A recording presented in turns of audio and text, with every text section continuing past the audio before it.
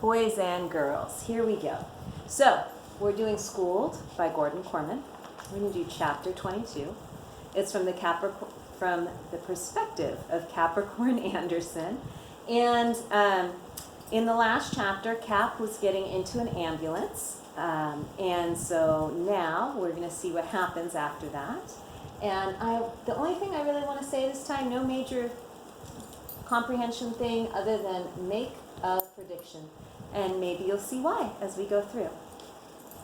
The back door of the ambulance swung open, and there she was.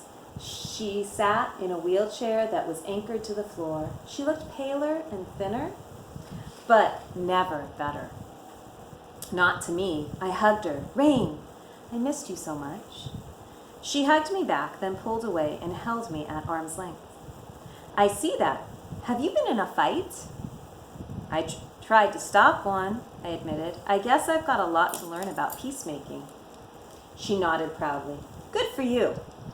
We always try to save the world, but sometimes the world doesn't want to be saved. She looked at me critically. You're going to have 2 black eyes, you know.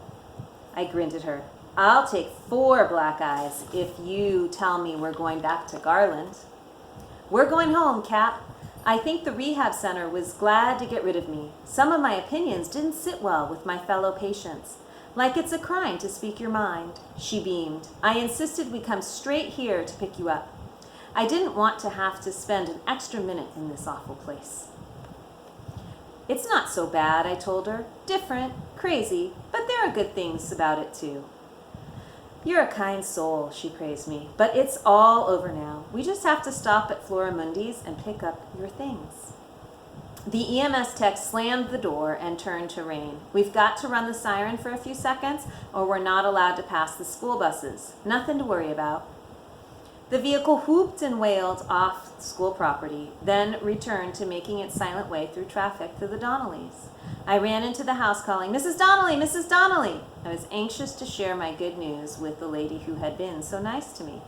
Sophie looked up from the depth of the Department of Motor Vehicles pamphlet entitled, Welcome, New Driver. She's at work, just like every other day. What's so important?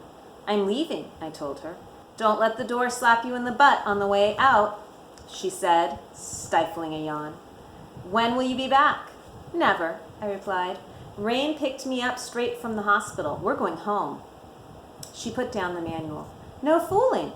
She peered out the kitchen window at the ambulance parked in the driveway. Sweet ride. Your grandmother in there? I nodded. She can't come in. She's still not getting around so well. Do you want to go out and meet her? That's okay, she said quickly. My mother's been telling me Rain stories for years. I feel like I already know her. She took in my swollen face and blood-spattered tie-dye. Whoa! You sure that ambulance isn't for you? I was embarrassed. My nose started bleeding at school. I'm fine. You looked like you killed and ate a wild boar, she commented mildly. Come on, I'll help you get your stuff together. It took barely a few minutes to fill my duffel bag and erase the fact that I'd ever lived in this house. I'm not sure what made me ask if I could have the Claveridge yearbooks. All that was behind me now, but studying them had become almost like a hobby. Knock yourself out, Sophie insisted. You're doing us a favor by making that stuff disappear. I wrote a note to Mrs. Donnelly, thanking her for letting me stay there. I could have ended up in some kind of group home for all those weeks. I made sure to tell her that Rain was grateful too, since they had known each other. I guess this is it then, said Sophie. I paused at the TV, the only one I might ever get to watch trigonometry and tears on. I can't believe I'm never going to find out how Rashawn does in college.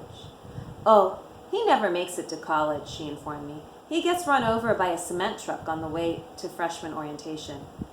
I was shattered. No! She laughed. I'm just pulling your chain. I'm sure he lives on to be a total basket case just like everyone else on TNT. He doesn't exist, remember? I'd say get a clue, but where you're going, you're probably better off without one. We exchanged a very awkward goodbye. I wished her luck with the driving test, and she told me to have a nice life. It gave me a special glow to note that she was wearing the bracelet she thought was a gift from her father. It was real, it was fun, but it wasn't real fun, she called as I headed down the front walk. It seemed fitting that the last thing she said to me was something I didn't understand. I got back to the ambulance and we drove off. I knew I'd never forget Sophie Donnelly. Next stop, Garland, Rain told me. I couldn't keep myself from grinning, which made my nose hurt. It was about an hour's drive. It would have taken even longer, but the driver used his siren to open up some snarled traffic. I could tell the instant we turned onto the dirt road that led to the community. I had memorized every pothole and rut in that driveway, and they were all precious to me. The fact of returning hadn't become real until that moment. The ambulance stopped, and the attendants helped us out and up onto our porch. The first thing I noticed was that the duct tape that had come off my Foucault pendulum. The bowling ball weight had fallen, cracking the floorboards. I took in the sights and smells of the only home I'd ever known up until several weeks ago. It looked smaller than I remembered it, and more used. The colors and textures seemed very bland compared to the warm and bright bricks and stucco of the houses around Sea Average. I felt a pang of guilt for my disloyal thought. This was the greatest, most beloved spot on earth. If it looked a little run down, it was from all the weeks standing empty.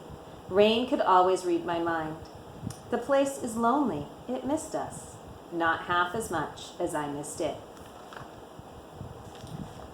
I want you to make a prediction. What's going to happen now that Capricorn is back at Garland? From the exchanges that we just saw, from your background knowledge, how is that going to go? All right, well, I look forward to your thoughts, and we will start with chapter 23 next time. It's about Mr. Kazaski, our favorite principal. Take care. Bye.